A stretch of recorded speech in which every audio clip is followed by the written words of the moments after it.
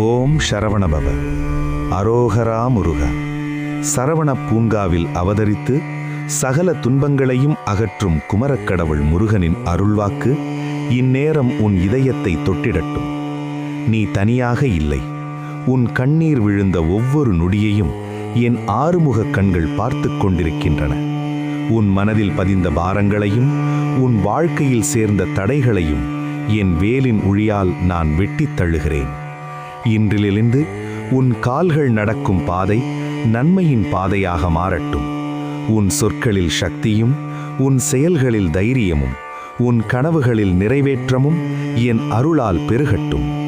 பணமும் பயமும் உன்னை ஆட்கொள்ளாதிருக்க என் வீர அருள் உன்னை சூழ்கிறது. நீ விழுந்தால் நான் தூக்குவேன். நீ தயங்கினால் நான் வழிகாட்டுவேன்.